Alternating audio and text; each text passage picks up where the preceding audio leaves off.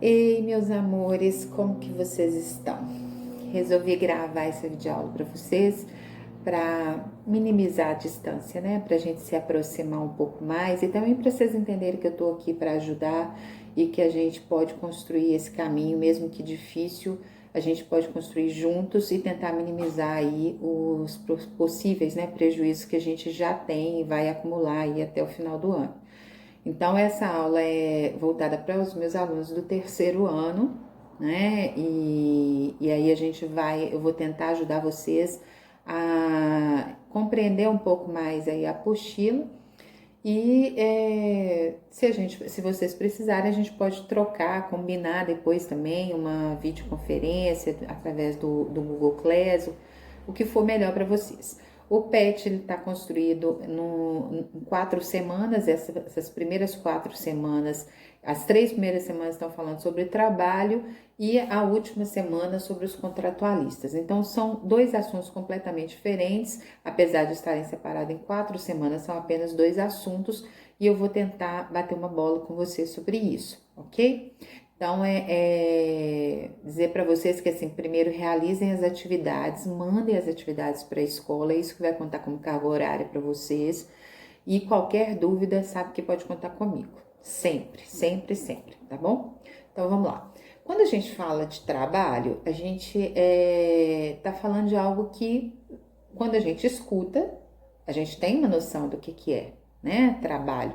Normalmente, o trabalho, ele é remunerado para ser considerado, inclusive, trabalho formal, né? Mas trabalho é aquilo que exige da gente a execução de alguma tarefa.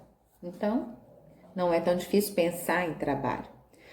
O que, do ponto de vista da sociologia, é diferente. Quando a gente pensa em trabalho, a gente está pensando na organização da vida social. Como que a sociedade desenvolve a sua produtividade, a sua economia? Ela desenvolve tendo como centro, como base, o trabalho.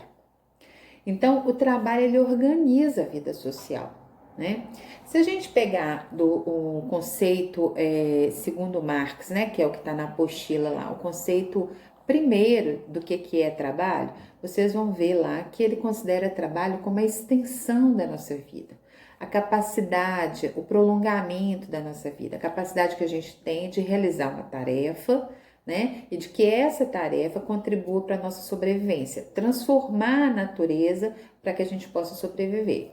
A gente tem como exemplo a questão das casas, né? Se a gente pode morar é porque o homem construiu, se a gente pode vestir é porque o homem construiu, né? Se a gente tem hoje alimentos cozidos é porque a gente evoluiu nesse sentido.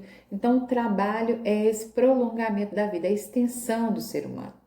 Só que o Marx vai dizer que quando a gente transforma essa habilidade ou negocia essa habilidade, a gente já não é trabalho mais, a gente entra num processo de alienação do trabalho, ou seja, a gente está desvirtuando o conceito primordial de trabalho.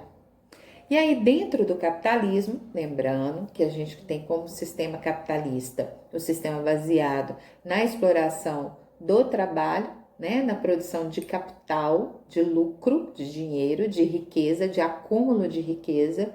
Dentro do capitalismo, o trabalho ele é uma mercadoria. A gente vende, a gente negocia a nossa força de trabalho, né? Então, Marx vai dizer que a partir das sociedades capitalistas, o trabalho ele tem um outro sentido. E isso volta para o trabalhador como a exploração da sua condição. Então, dentro do capitalismo, a exploração do trabalho vai acabar gerando, né, aqueles que são explorados e aqueles que exploram. A gente vai ter aí duas classes sociais, tá? Duas classes sociais que o Marx vai dizer que é o proletariado e a burguesia. A burguesia é dona dos meios de produção. O que são os meios de produção? É a fábrica, a matéria-prima, a condição de contratação, né? E o proletariado é a força de trabalho, ou forças produtivas. Ou seja, quando eu vou numa entrevista de emprego, o que eu estou fazendo ali? Eu estou vendendo a minha habilidade de aprender aquela função. Apesar de que a gente não tem muito, né? Como negociar, nessa relação empregado-empregador, a gente não tem muito como negociar. Ele vira e fala assim, olha, eu vou pagar R$ 1.000 para você por tal tarefa, né, em tal período. E você aceita, porque vive dentro de um sistema, né, de um país onde a desigualdade é muito forte. Lembrando que desigualdade social é aquilo que impede que a pessoa tenha uma vida plena, né? Plena nos seus direitos, tenha moradia dela, né? Moradia própria. Tenha um trabalho que pague as suas contas, mas que te dê condição de pagar a educação dos seus filhos ou a sua própria educação. Que você tenha lazer, né? Que você não seja exigido de ter que escolher esse ano, ou eu faço o curso, ou eu viajo, ou eu vou no cinema, ou eu tomo meu açaí, né? Na medida em que a gente não pode exercer plenamente os nossos direitos e os nossos deveres, e os deveres a gente tem sempre que exercer apesar da desigualdade, mas a gente tem aí um quadro de desigualdade social. Hoje a gente tem no Brasil mais de 12 milhões de desempregados e a gente tem ainda questões estruturais presentes, né? A gente tem, por exemplo, a questão, vocês têm aí no PET uma planilha, né, uma tabelinha que fala, né, da condição do ensino. Então, se a pessoa tem, por exemplo, o ensino médio, ela vai ter acesso a tais profissões ou a tais funções, e se ela tem ensino superior, ela vai ter acesso ao mercado de trabalho de uma outra forma. Então, o grau de escolaridade te dá acesso ou não ao mercado de trabalho, né? E isso facilita. A gente vive numa sociedade capitalista que cada vez mais exige da gente que a gente seja especializado, que a gente se especialize, né? Por isso é tão importante, agora que vocês estão no terceiro ano, pensar em como que vai ser minha vida da agora para frente, né? Em que caminho eu vou seguir. Não tem que decidir a vida aos 18 anos, mas é necessário que você entenda que você está entrando numa fase adulta e essa fase adulta te exige compromissos e responsabilidades. Então, o Marx vai entender que trabalho vai além da extensão da minha vida, do prolongamento da minha vida, da minha capacidade de transformar, porque vivendo dentro de uma sociedade capitalista, eu tenho que sobreviver. E aí, dentro desse universo, a gente tem a burguesia, que é dona desses meios de produção, e o proletariado, que é dono da força de trabalho. Segundo o Marx, é importante a gente deixar isso claro, só existem essas duas classes sociais no sistema capitalista, tá? Agora, o modo de produção, que também cabe dentro do trabalho, mas que não está na apostila de vocês, é a forma como esse mercado é organizado. Então, você tem o taylorismo, né? Você tem o toyotismo, você tem outras duas maneiras de organizar a produção. Se a gente pode dar um exemplo, aquele filme Tempos Modernos, né, que é do Chaplin, que aí ele tem aquela esteira que passa ali, e cada pessoa desempenha uma função, mas as pessoas não têm noção do todo. Então, por isso é que a gente pode até lembrar um conceito importante aqui, que é de solidariedade mecânica, né? Que é de sociedade mecânica, onde a gente vive numa sociedade que é interdependente, ou seja, a gente depende do outro para entender o todo da produção. Aí a gente vai ter aí um modo de produção, tá? Que são os modos produtivos, que mais para frente a gente vai entrar nisso, não vamos entrar agora. Então, Marx vai trazer com ele alguns conceitos primordiais para entender, então, o capitalismo. O primeiro é classe social, né? Classe social é o lugar que você ocupa nessa sociedade e que te dá acesso ou não a a um determinado status ou a determinados serviços. Então, a gente tem, nesse caso, o proletariado e a burguesia. Só que ele vai falar o seguinte, que o capitalismo, ele se sustenta, o capitalismo por ser um sistema que explora, né, que vive da exploração e da acumulação de riqueza, é um sistema por essência desigual, Para que ele se sustente, ele vai utilizar um conceito, Marx criou um conceito que é o conceito de mais-valia. Então, o capitalismo, ele se refaz pela mais-valia e pelo consumo. Todos nós somos consumidores. E a gente, às vezes, né, na nossa maneira aí de ver o mundo, de ler o mundo, a gente até pensa, nossa, não tem como mais viver sem o capitalismo, porque todo mundo quer ter sua casa, quer ter o seu carro, quer ter o seu celular. A questão sempre de fundo é como ter e quem vai ter, e como que isso acontece, né? Que é uma outra questão para um outro momento. Mas a gente tem então o consumo e a mais-valia. O que é a mais-valia? Vou dar um exemplo para vocês. Eu fui para uma negociação de trabalho, sou contratada para ser vendedora numa loja de roupa. E aí eu tenho ali 21 dias úteis, tá? Eu tenho que bater uma meta por mês de R$ 1.000. E o meu salário é justamente R$ 1.000. Então, eu trabalho o primeiro dia, o segundo dia, sou uma boa vendedora, vou lá, cumpro a minha meta, bati a minha meta. Então, eu cumpri ali R$ 1.000. Poderia voltar para casa, né? Já que eu já paguei o meu salário. Mas não, eu vou continuar trabalhando. Então, esses outros 19 dias, eu estou trabalhando, batendo novas metas, né? E esse valor que eu vender após ter vendido a minha que pagou o meu salário, não volta para o meu bolso, né? Ela vai como lucro para quem é dono da empresa. Então, esse excedente da produção é que a gente chama de mais-valia, tá? Então, o trabalhador, ele não se reconhece no fruto do seu trabalho. Por isso é que a gente sempre fala assim, nossa, tem tanta gente que trabalha na construção civil, mas mora de aluguel. Tem tanta gente que trabalha numa montadora e anda de ônibus, né? Às vezes a pessoa trabalha, produz ali determinado serviço ou produto mesmo, e ela não consegue ter acesso àquilo. A questão da educação é um outro exemplo, né? A gente trabalha muito e às vezes não tem acesso à educação ou a cursos ou a pós-graduação sem pagar por isso. E às vezes o salário da gente não dá conta, né, de pagar isso. Então o trabalhador ele não se reconhece, ele fica alienado desse processo.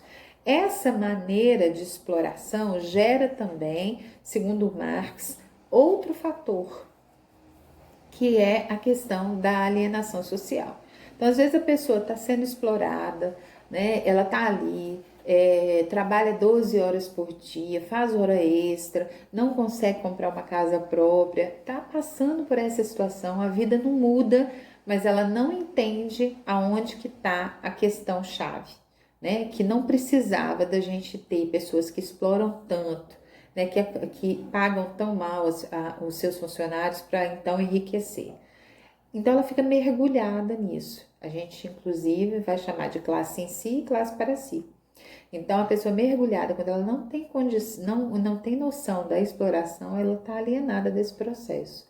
Ao mesmo tempo, quando a pessoa entende a exploração, não consegue fugir disso, mas se torna uma pessoa politizada no assunto, entende? Ela se associa, né? Ela vai para sindicatos, ela vai para um grupo para discutir a sua questão de trabalho, ela se envolve politicamente nisso, então ela foge, né, desse conceito aí e ela acaba percebendo a sua situação enquanto trabalhador, tá? Então, o Marx vai, no final de tudo, dizer o seguinte, que a gente não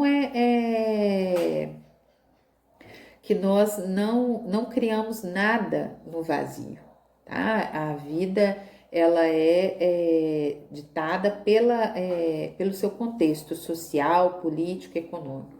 Por isso é que quando ele vai falar de classe social, ele vai falar também de infraestrutura e superestrutura. Na infraestrutura, que é a base, você vai ter ali o proletariado, tá? E na superestrutura, você vai ter então a burguesia.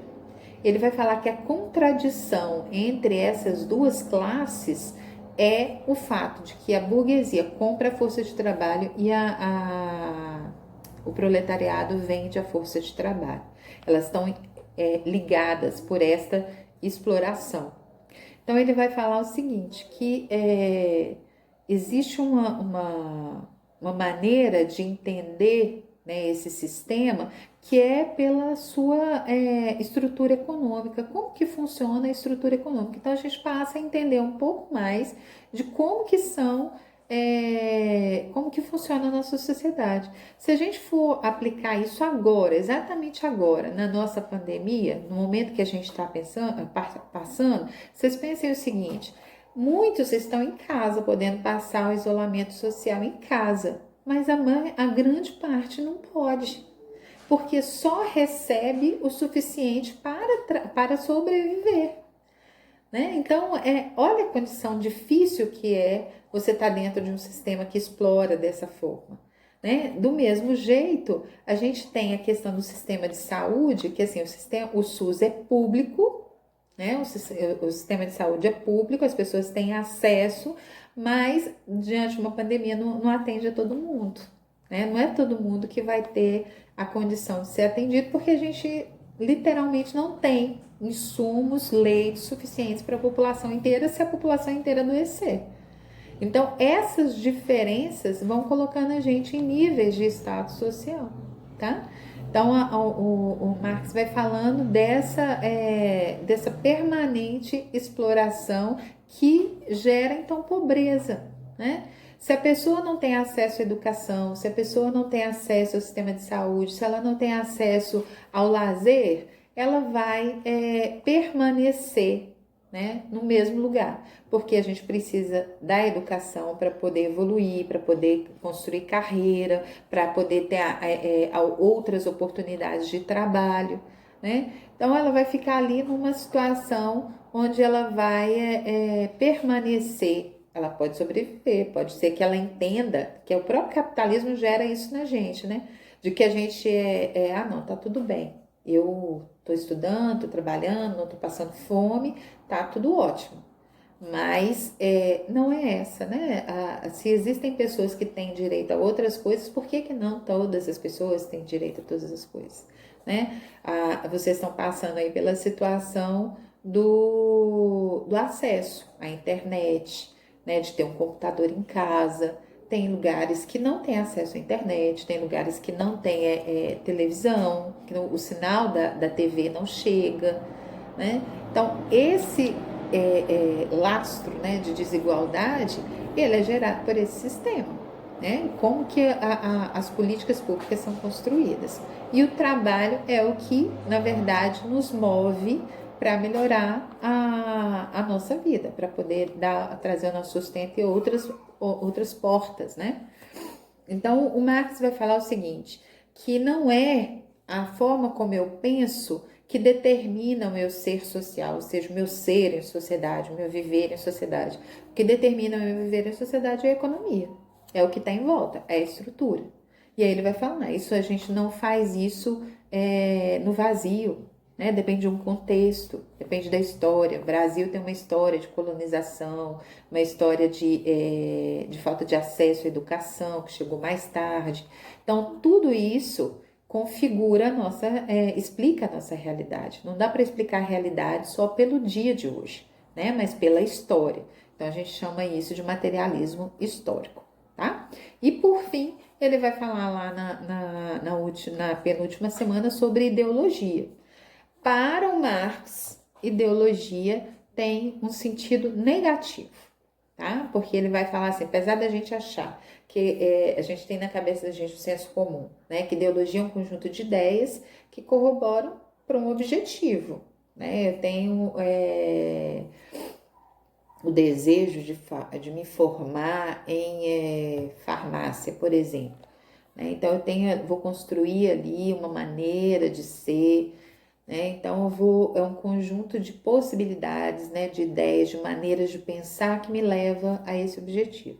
Mas o Marx vai falar o seguinte, que ideologia tem um sentido negativo, porque muitas vezes a ideologia é a ideologia da classe dominante, né? Você, mesmo numa situação de exploração, você compra essa ideia da burguesia. Tem muita gente que fala assim, gente, mas meu patrão é tão bacana comigo, né? Ele me ajuda tanto, né? E aí você fica ali 20, 30 anos por gratidão a esse empregador. Não é de todo ruim, né? O sentimento da gratidão. Mas isso não pode te impedir de crescer, de melhorar como pessoa, de buscar outras coisas. O seu patrão quer que você acredite que é só pela gratidão que você tem que ficar. Então, a ideologia dominante, né? A questão, por exemplo, que a gente está vivendo agora, da questão do que voltou tão forte, né? A questão do racismo, que nosso racismo é um racismo estrutural. Desde muito cedo a gente tem brincadeiras e faz, que não são brincadeiras, né, gente? Mas que a gente faz e que a gente normaliza, torna isso normal no dia a dia da gente. Mas isso é racismo e precisa se encerrar, né? A gente precisa lutar contra isso. Então a gente viu agora o George Floyd lá nos Estados Unidos que morreu, né? A gente viu o menino no Rio de Janeiro que foi baleado dentro de casa.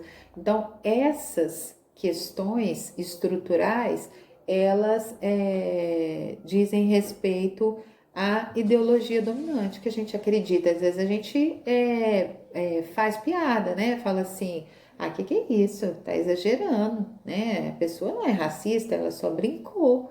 Mas porque a gente compra a ideologia dominante, né? Que é do branqueamento da sociedade, dos padrões. Então, é bom a gente ficar antenado com isso. Não vou me alongar mais, porque já tem 20 minutos de vídeo, eu sei que vocês não assistem tanto tempo.